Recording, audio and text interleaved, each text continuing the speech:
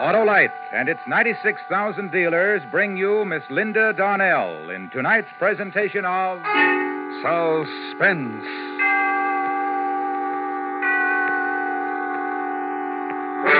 Tonight, Autolite presents the story of a woman who knew her husband was trying to kill her and was powerless to stop it. A dramatic report we call A Killing in Las Vegas, starring Miss Linda Darnell.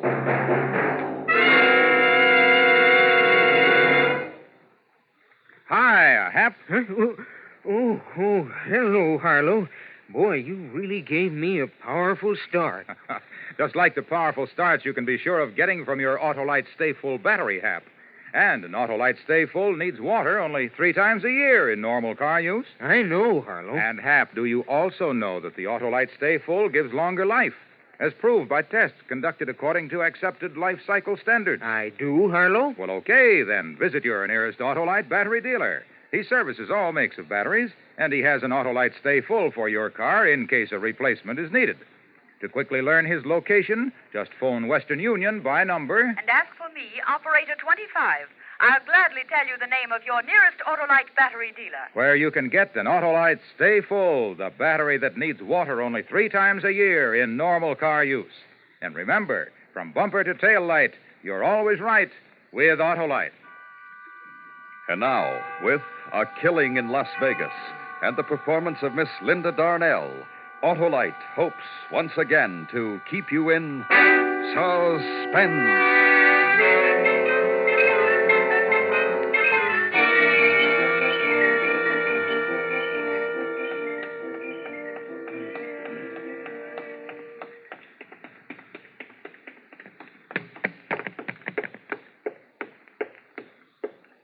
Yes, ma'am?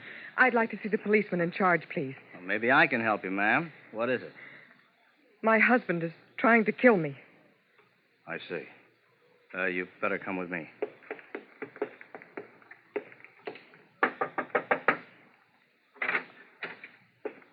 Oh, Hank, I think you better talk with this lady. Oh, yes, ma'am. Come in. Now, have a seat. Thank you. Now, what is it you wanted to see me about, Miss... Mrs. Evans. Dixie Evans. I'm a dancer over at the Oasis Club. Oh, yeah, the Oasis. You must be one of the new acts. I don't believe I've seen you. Well, I just started my run this week. Ah. Well, what's your trouble, Mrs. Evans? My husband is trying to kill me. Your husband? Yes, twice in the last 24 hours. Well, maybe you better start at the beginning. Well, my husband, Charlie, and I arrived here in Las Vegas about a week ago. Frankie Paris, a booking agent in Los Angeles, had gotten me a 6-week run at the Oasis Club over on the main highway. Yeah, I know the place. Well, Charlie doesn't usually bother to travel with me when I go out on road bookings, but this time he did. Charlie likes to gamble. I guess that's why he came with me. Uh-huh. Well, last night, Charlie didn't show up at the club at 1:30 to pick me up like he usually does, so I waited for him.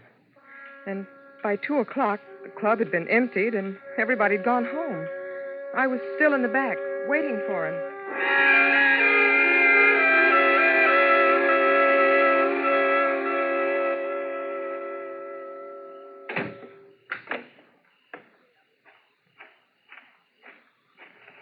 Who is... Oh, it's you, Dixie. Hi, Barney. And what are you doing out here all alone? Well, I'm waiting for my husband. He's late. Well, sure is. It's almost 2:30. You know where he is? No. Getting lucky, I hope. That's what I call wishful thinking. Did the house get much play tonight? About usual. Hey, would you like me to give you a lift downtown to your hotel? Oh, no, thanks, Barney. I better wait for him. He'd have called me if he wasn't coming. He'll be along any minute. Yeah, if nothing happened to him. Oh, I know him like a book. After living with him for 7 years, I should know. He'd have called. You've been married that long, huh? Yep. Well, look, Dixie, I don't like to leave you out here all alone like this. Don't be silly. Well, if I can't offer you a lift to town... No, thanks just the same, Barney. Tell you what I'll do. I'll wait around till he gets here. I don't want you to get lonesome. Oh, no. You go on home and get some sleep. I won't be lonesome. I've got all those wide open spaces of Nevada just to keep me company. Okay, Dixie. And besides that, I got a strong pair of lungs. I can always scream for help. Sure, but who'd hear you? Like you said, Those are wide open spaces out there. Are you trying to scare me? Nope. I'm just tired. I'll see you tomorrow night. Good night, Dixie. Good night, Barney.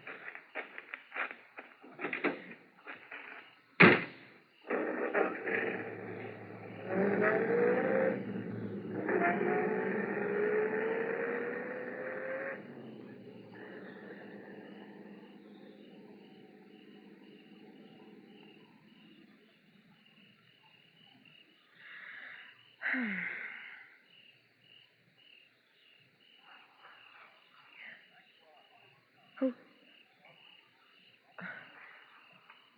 Charlie? Charlie? That you? Who is it? Charlie?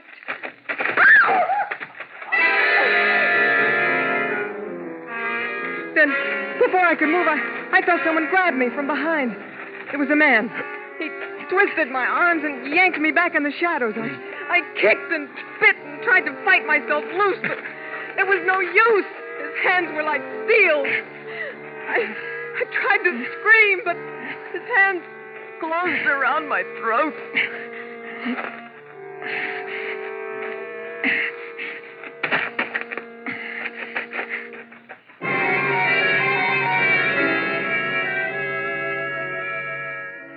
When I came to, I was lying on the gravel back of the club. It was still dark. I took a deep breath, and my lungs felt as if they were going to burst, and my throat ached. I staggered to my feet and ran around in front of the club onto the main highway. It wasn't long before a passing cab picked me up and took me back downtown to the hotel. When I let myself into the room, Charlie was in bed. I sat down and started to cry. He got up, came over, and put his arms around me. That's when I should have known. When he put his arms around me. Look, Dixie, baby, come on, get hold of yourself now. Come on, take hold, honey. You're shaking like a leaf. What is it? Oh, Charlie, it was terrible. Someone tried to kill me. Oh, baby. Charlie. Look, will you stop crying long enough to tell me what you're talking about? Someone tried to kill you? Yes. Where? In back of the club, the Oasis. I was waiting for you, and he... Didn't you get my telephone message? Message? Yeah, I left a message for you. Well, no. Oh. Well, what happened? Well, I was back there waiting for you. I heard a noise, and first I thought it was you. I called your name, and then this man rushed up behind me, grabbed me around the throat, and Did you see what he looked like? Well, no, I couldn't see his face. It was too dark, but he tried to choke me, Charlie. Look, Dixie. Oh, it was terrible. His hands around my throat. Well, what happened after that? Well, I don't know. I passed out. I guess he thought I was dead. But why did he want to kill me? Just wait a minute, Dixie. How do you know he wanted to kill you? Why, I don't know. Was anyone from the club around there? Oh, no, everybody'd gone home. I see. Oh, it could have been someone trying to rob the club. Huh? Yeah, sure, that might have been it. Some guy's going to break in and rob the club. He thought everybody'd gone home. When he got running back, he found you. Got scared, and he attacked you. Well, maybe you're right. Of course I'm right. You say you called me? Yeah, I sure did. I was having a run of luck at the club cartwheel. Must have won about $500, baby. I didn't want to leave. So I called the club and told them to tell you to take a cab on home. But I didn't get the message. No, I guess somebody just forgot to give it to you. Charlie, maybe I ought to call the police. What for? To tell them what happened. It's late now, honey. When we get up in the morning, huh? All right, Charlie. You won $500, Charlie? Yeah. Isn't that great? Can I see it? Didn't want to carry a lot of money with me. I told him to make it out to me in a check and pick it up tomorrow. Oh. Now, you get to sleep, Dixie. Get a good night's rest, huh? You need it. Okay, Charlie, I will. I am tired.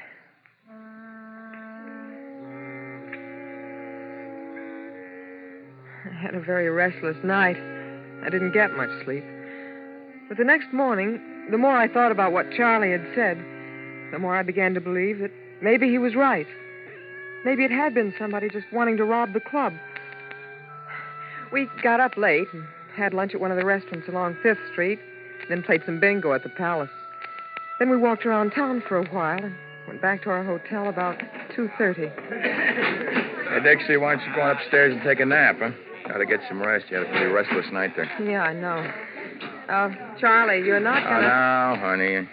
I'll go on over and pick up the check at the club card wheel. It should be ready for me. You get yourself a half hour of sleep. It'll do you good. Maybe I will. I got your key? Uh-huh. Good. Okay, I'll come wake you up in about half an hour. All right. Charlie, Yeah, Dixie? lay off the dice table, huh? Oh, sure.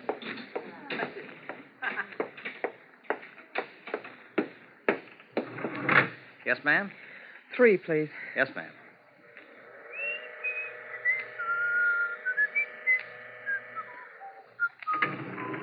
Three out.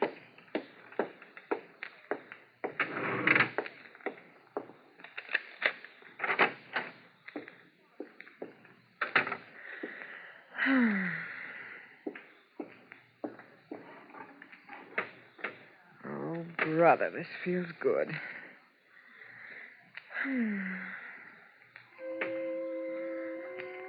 I didn't even bother to take my clothes off. I was too tired. All I could think about was getting some sleep. And the bed felt soft and good. I started to drift off into a dream. It was a terrible dream. I saw the man in the back of the club in my dream. He was chasing me now. I tried to run away, but he caught me and tied me up. Then he picked me up in his arms and carried me over to where a train engine stood and laid me down in front of it. The train in my dream hadn't started to move yet, but I could hear the hissing of the engine. And it seemed that the louder the hissing got, the harder it was for me to breathe. I tried to wake up, but it was hard, and then finally I did. But the hissing of the train didn't disappear with the rest of my dream. The hissing became the gas jet in the corner of the room. Oh, the window. The window. Gotta break it. Break my shoe off.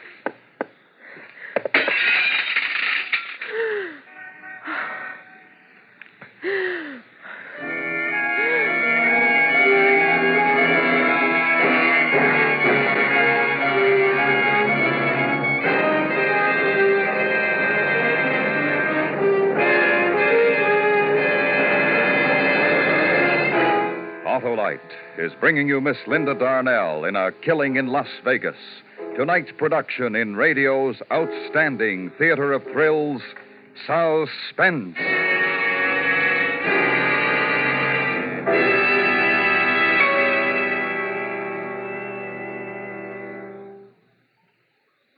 Harlow, I've told you before that I have an Autolite Stay Full battery. What do you think of it, Hap? Oh, it's great. It's grand. It's magnificent. And it's protected, too. Protected? Yep. Every positive plate in the Autolite Stay Full is protected by fiberglass retaining mats to reduce shedding and flaking and give the Autolite Stay Full longer life, as proved by tests conducted according to accepted life cycle standards. And the Autolite Stay Full needs water. Only 3 times a year in normal car use. So, friends, visit your Autolite battery dealer, the man who services all makes of batteries. To quickly learn his location, just call Western Union by number. And ask for me, Operator 25. I'll gladly tell you the name and address of your nearest Autolite battery dealer, where you can get an Autolite Stay Full, the battery that needs water only 3 times a year in normal car use. And remember, from bumper to tail light, you're always right with Autolite. And now, Autolite brings back to our Hollywood soundstage Miss Linda Darnell in Elliot Lewis's production of A Killing in Las Vegas, a dramatic report well calculated to keep you in suspense.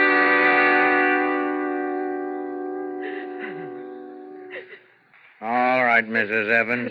Just try to finish your story if you can. You say you tried to break the window with your shoe. Yes. It finally broke, and I got some fresh air. And this was how long ago? About an hour. Then what happened after you were able to revive yourself?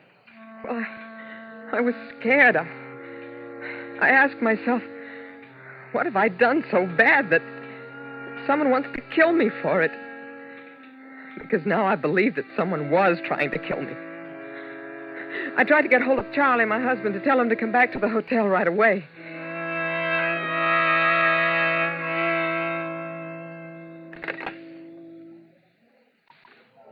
Main desk. Would you ring the club cartwheel for me, please? Just a moment.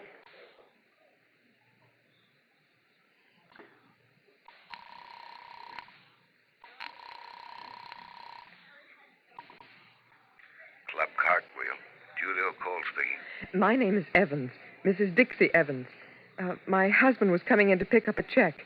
Can you tell me if he's still there? Pick up a check. What's he do, work here? No, he came in there last night. He had a run of luck, and he said he told you to make out a check for him. What was that name again? Evans? Yes, Charles Evans. Just a second. Hey, does anybody know anything about a check for Evans? No. You mean he hasn't picked it up yet? No record of a check waiting for him. But he told me. Yeah, lady, sure. He told you. I'm sorry I bothered you. No bother at all.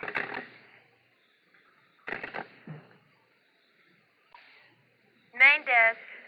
Would you get me the Oasis Club, please? The number is 4062. One moment.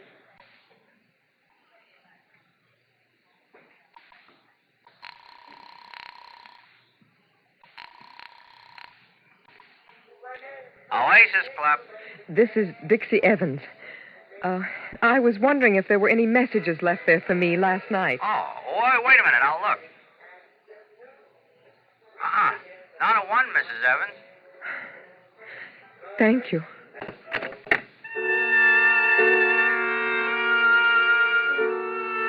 And just like that, I find out that my husband, Charlie, is the person who's been trying to kill me. My own sweet, loving husband. He didn't win a pile at the club cartwheel. And he didn't leave a message for me at the Oasis Club. I guess I must have surprised him when I walked into the hotel room last night. He'd left me for dead. So he'd had to try again. Sleep, Dixie. Get some rest. So he could turn on the gas jet in the room and try again. What does a woman do when she finds out that her husband is trying to murder her? What does she do? What would any other woman do? She'd go to the police. So I came to talk to you. Is that all of it, Mrs. Evans? Yes. Isn't it enough? Now, Mrs. Evans, tell me something. A man who tried to choke you back at the club, did you see his face? Well, I didn't see his face, but you didn't see his face? Well, no, Well, but... then how do you know it was your husband, Mrs. Evans? Because I told you he tried it again. Only a little while ago up in our hotel room. I found the gas jet in the room turned on. You don't believe me, do you? Does your husband own a gun? Yes. Has he ever threatened you with it?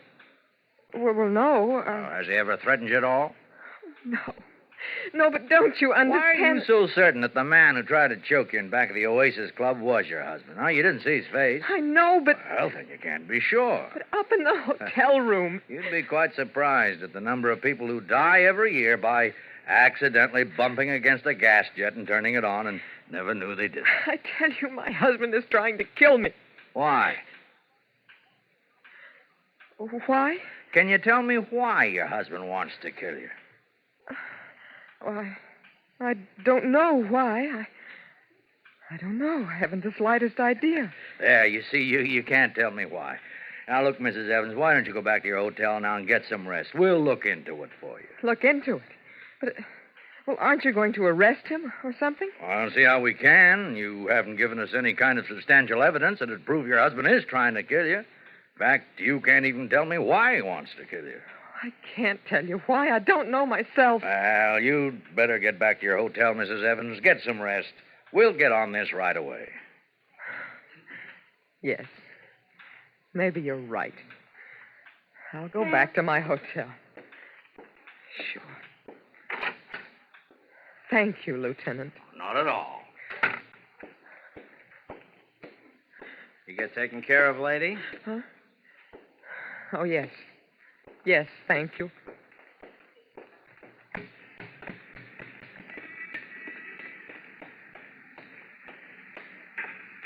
Dixie? Charlie. Hello, Dixie. Now get in the car, my dancing wife. I've come to take you home.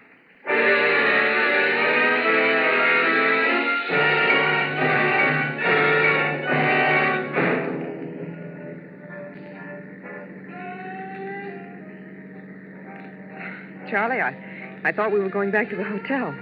This isn't the way. What are we doing on the highway? Charlie, what's the matter? What's wrong?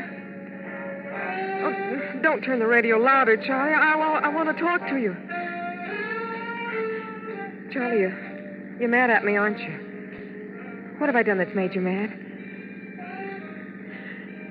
Oh, Charlie, take me back to our hotel. Let's get home. I want to go home. I don't want to go for a ride. I'm tired now.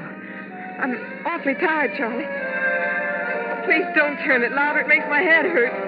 Please, Charlie. Charlie, don't I mean anything to you anymore? What is it? What are you mad at me about? Is it the divorce, Charlie? I don't want to hear you talk. That's it, isn't it? That's what you're mad at me about, the divorce. But I can't give it to you, Charlie. I can't. Look, it doesn't matter anymore. She's married now. She wouldn't wait any longer. So yesterday she got married. Oh, Charlie, I didn't know it meant so much to you. I only tried to do what I thought was best for the both of us. We're not getting any younger, and when two people were married for as long as we were married, I thought maybe we should try to make something of it. You thought that. What about me? You? What about what I thought? Oh, you're right, Charlie. But you can't kill me now. Why can't I? I told the police You told them what? that you were trying to kill me. That it was you in back of the club. That you turned on the gas jet. Oh, no. You can't kill me, Charlie. They'll pick you up in a minute. Okay, Dixie. Shall we go back to the hotel now? Okay, Dixie.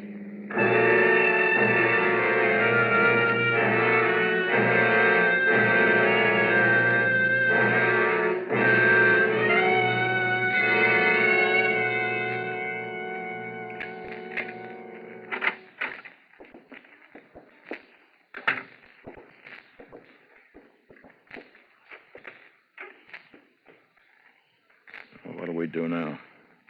There's nothing to do, Charlie. We just go on, I guess, like we have. You do that? You stay with me, married to me, knowing I want you dead? I have to, Charlie. Because I won't give you a divorce.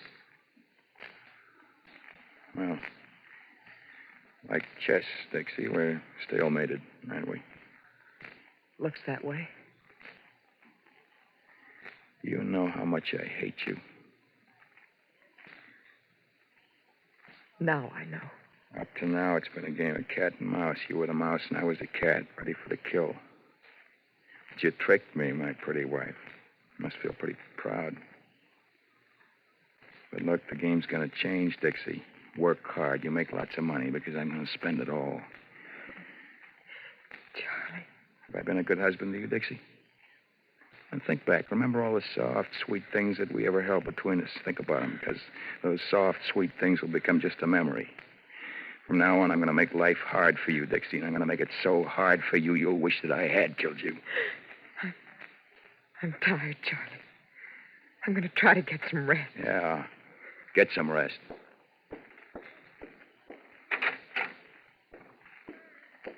Get a lot of rest, Dixie. You're going to need it.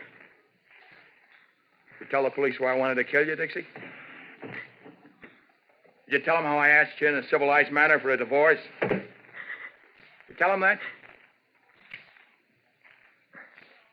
Goodbye, Charlie. Dixie? Dixie, what did you do? Dixie! Don't die. The police, Dixie, they'll think I did it. Dixie? Please, Dixie, don't die. Dixie, don't die.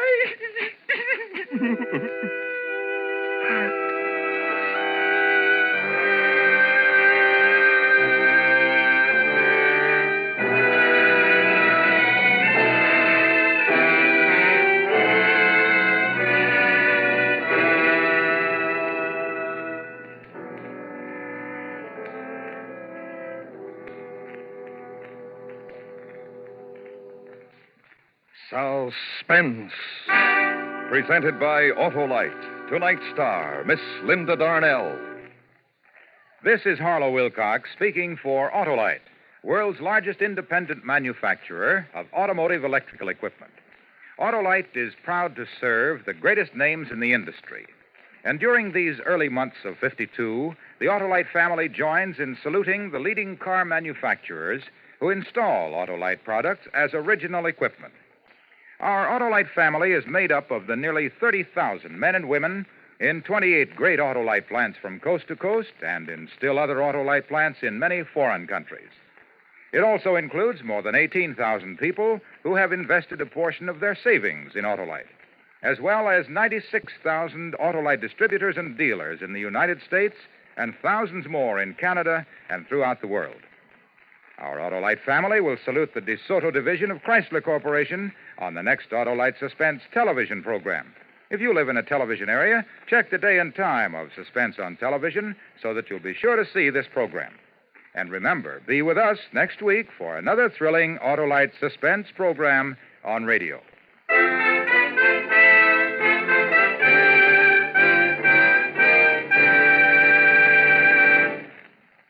Next week on Suspense, our star will be Mr. Herbert Marshall in a radio dramatization of the true story of the 39 Steps. In weeks to come, we shall also present Ray Milland and Frank Lovejoy, all on Suspense.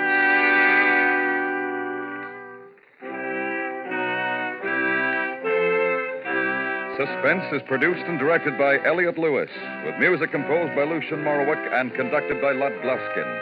A Killing in Las Vegas was written for Suspense by Richard George Pedicini. In tonight's story, Lamont Johnson was heard as Charlie and Joseph Kearns as the lieutenant. Featured in the cast were Jerry Hausner, Charles Calvert, Eve McVeigh, and Jim Nusser. Linda Darnell will soon be seen in David E. Rose's production of Saturday Island. And remember, next week on Suspense, Mr. Herbert Marshall in The 39 Steps. Did you know that more than 7 million American men, women, and children are victims of crippling arthritis? Help prevent this waste of human happiness and power. Give today to the Arthritis and Rheumatism Foundation, care of your local postmaster. This is the CBS Radio Network.